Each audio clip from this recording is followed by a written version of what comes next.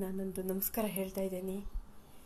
ನಮ್ಮ ಗೌರ್ಮೆಂಟು ಜವಾಬ್ದಾರಿಯುತ ಹುದ್ದೆಯಲ್ಲಿರೋರಿಗೂ, ನಮ್ಮ ಎಲ್ಲ ಪ್ರೀತಿಯ ಸ್ನೇಹಿತರಿಗೂ, ಎಲ್ಲರಿಗೂ ಜೈ ಪ್ರಜಾಕೀಯ, ಜೈ ಉಪೇಂದ್ರ ಬ್ರದರ್. ನಿಮಗೆಲ್ಲರಿಗೂ ನಮಸ್ಕಾರ. ನೋಡಿ, ಬಡ ಜನರು ತುಂಬ ಜನ ಇದ್ದಾರೆ ನಮ್ಮ ರಾಜ್ಯದಲ್ಲಿ. ಅದರಲ್ಲೂ ಹೊರಗಡೆಯಿಂದ ಬಂದು ಬೆಂಗಳೂರಿನಲ್ಲಿ ಅಲ್ಲಿ ಇಲ್ಲಿ ಕಾಫಿ ತೋಟದಲ್ಲಿ ಕೆಲಸ ಮಾಡೋಕ್ಕೆ ಬಂದವರು ತುಂಬ ಜನ ಇದ್ದಾರೆ. ಪಾಪ ಅವರಿಗೆಲ್ಲ ತುಂಬ ಕಷ್ಟ. ಈ ಪ್ರೈವೇಟ್ ಸ್ಕೂಲ್ನಲ್ಲಿ ಮಕ್ಕಳನ್ನೆಲ್ಲ ಸೇರಿಸ್ಕೊಂಡು ಅವ್ರಿಗೆ ಹೇಗೆ ಓದಿಸ್ತಾರೆ. ಅವ್ರಿಗೆ ಬರೋ ಸಂಬಳ ಕಡಿಮೆ ಪಾಪ. ಅದರಲ್ಲೂ ಮತ್ತೆ ಹೊಟ್ಟೆಪಾಡು ನೋಡ್ಕೋಬೇಕು. ಮನೆ ಕೊಟ್ಟರು ಒಂದು ವೇಳೆ ಕೂಲಿಗೆ ಬಂದವರು, ಬಾಡಿಗೆದಿರೋರಿಗಂತೂ ತುಂಬ ಕಷ್ಟ. ಕೂಲಿ ಮಾಡೋಕ್ಕೆ ತೋಟಕ್ಕೆ ಅಲ್ಲಿ ಇಲ್ಲಿ ಬರೋರಿಗೆ ಮನೆ ಒಂದು ಕೊಡ್ತಾರೆ, ಆದರೆ ಬೇರೆ ಖರ್ಚು ನಡಿಬೇಕಾ. 3-4 ಮಕ್ಕಳು ಇರ್ತವೆ. ಒಂದೊಂದು ಮಕ್ಕಳನ್ನ ಸಾಕೋದೇ ಸಿಟಿ ಇದ್ದವ್ರಿಗೆ ಕಷ್ಟ ಆಗಿರುತ್ತೆ. ಹಳ್ಳಿಲಿ ಪಾಪ ದಿನ ದುಡ್ಕೊಂಡ ಮಳೆ ಚಳಿ ಗಾಳಿಲಿ ಅವ್ರ ಮಕ್ಕಳನ್ನ ಗೌರ್ಮೆಂಟ್ ಸ್ಕೂಲಾಗಾರು ಕಡಿಮೆ ಖರ್ಚಾಗಿ ಓದಿಸ್ತಾರೆ. ಅಲ್ಲಿ ಇವತ್ತು ಸ್ವಲ್ಪ ದುಡ್ಡು ಎಲ್ಲ ಬರೋ ಹಂಗೆ ಮಾಡಿರೋದ್ರಿಂದ ಗೌರ್ಮೆಂಟ್ ಸ್ಕೂಲಲ್ಲಿ ಅವ್ರಿಗೊಂಥರ ಅನುಕೂಲ ಆಗಿದೆ. ಈಗ ನೀವು ಗೌರ್ಮೆಂಟ್ ಸ್ಕೂಲಿಂದ ವ್ಯವಸ್ಥೆಗಳು ಎಲ್ಲ ಚೆನ್ನಾಗಿ ಮಾಡ್ತಾಯಿದ್ರಿ ನಿಜ, ಆದರೆ ಮುಚ್ಚಬೇಡಿ ಖಂಡಿತ. ಗೌರ್ಮೆಂಟ್ ಸ್ಕೂಲ್ ಮಾತ್ರ ಯಾವುದೇ ಕಾರಣಕ್ಕೂ ಮುಚ್ಚಬೇಡಿ. ಗೌರ್ಮೆಂಟ್ ಸ್ಕೂಲ್ ಇದ್ದರೆ ನಮ್ಮ ಮಕ್ಕಳಿಗೆಲ್ಲ ಅನುಕೂಲ. ಸಿಟಿ ಒಳಗೆ ಬಂದಿರೋರಿಗೆ ಸಹಿತ ಪಾಪ ಇವರು ಮನೇಲಿ ಕೂಲಿ ಬಂದ್ಕೊಂಡು ಕೆಲಸ ಮಾಡ್ತಿರ್ತಾರೆ. ಅವ್ರುಗಳಿಗೆ ಸಹಿತ ನೋಡಿ ಪಾಪ ತುಂಬ ಪ್ರಾಬ್ಲಮ್ ಆಗುತ್ತೆ. ಇನ್ನೂ ಹೆಚ್ಚಿನ ಸೌಲಭ್ಯ ಕೊಡಿ ಅವರಿಗೆ. ಗೌರ್ಮೆಂಟ್ ಸ್ಕೂಲಲ್ಲಿ ಇತ್ತೀಚೆಗೆ ಇದೆ ಊಟ ವ್ಯವಸ್ಥೆ, ಬಟ್ಟೆ ಬರೆಯೋದೆಲ್ಲ, ಆದರೂ ಇನ್ನೂ ಸ್ವಲ್ಪ ಸೌಲಭ್ಯ ಜಾಸ್ತಿ ಕೊಡಿ. ಅವ್ರುಗಳಿಗೆ ಪ್ರೋತ್ಸಾಹ ಕೊಡಿ.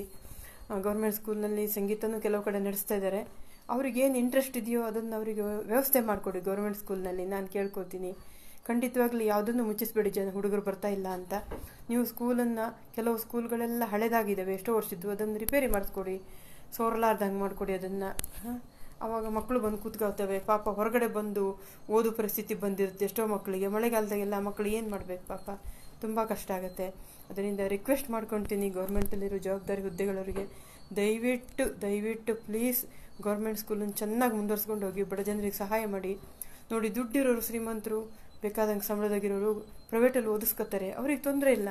ಯಾಕೆಂತಂದರೆ ಅವ್ರಿಗೆ ಸಂಬಳ ಕೈ ತುಂಬ ಬರುತ್ತೆ.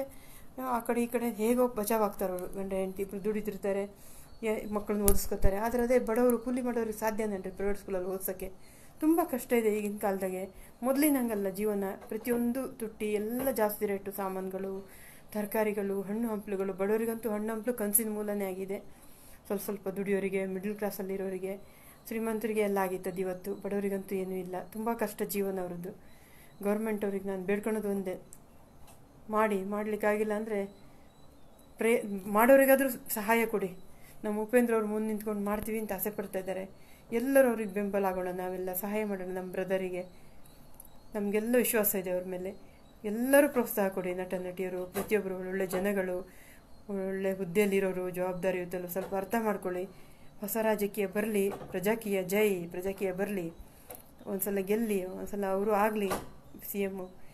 ನಮ್ಮ ರಾಜ್ಯದೆಲ್ಲ ಕೆಲಸಗಳನ್ನು ನೋಡಲಿ, ಬಡ ಜನರು ಸಹಾಯ ಮಾಡಲಿ, ಬಡ ಮಕ್ಕಳಿಗೆ ಸಹಾಯ ಆಗಲಿ.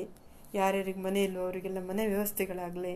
ಎಷ್ಟೋ ಜನ ಊಟಕ್ಕಿಲ್ಲದೆ ಒದ್ದಾಡ್ತಿದ್ದಾರೆ ಇವತ್ತು ಗುಡಿಸಲಲ್ಲಿ ಇದ್ಕೊಂಡು.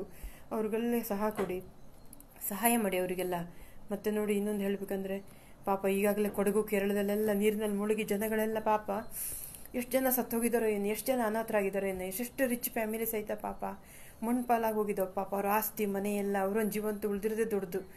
ಪಾಪ ಗಂಜಿ ಕೇಂದ್ರದಲ್ಲಿ ಕೂತ್ಕೊಂಡು ಅವರು ಊಟ ಮಾಡುವುದು, ಅವ್ರು ನೆನೆಸ್ಕೊಂಡಾಗ ನಮಗೆಲ್ಲ ಎಷ್ಟೊಂದು ದುಃಖ ಆಗುತ್ತೆ. ಅಂದರೆ ನಮ್ಗೆ ಇವತ್ತು ಮಾಡುವಂಥ ಪರಿಸ್ಥಿತಿ ಇಲ್ಲದಿದ್ರು ಎಷ್ಟೋ ಚೂರುಪಾರು ಒಂದು ಅಳಿಲ್ ಸೇವೆ ಮಾಡ್ತೀವಿ. ಹೀಗಾದರೂ ಒಂದು ಮಾಡ್ತೀವಿ, ಏನಾದರೂ ಒಂದು ಮಾಡೋಣ ಅಂತ ವಿಚಾರ ಮಾಡಿಕೊಂಡು ಬರಿತೀನಿ, ವಿಡಿಯೋ ಆಡಿಯೋ ಕಳಿಸ್ತಿರ್ತೀನಿ.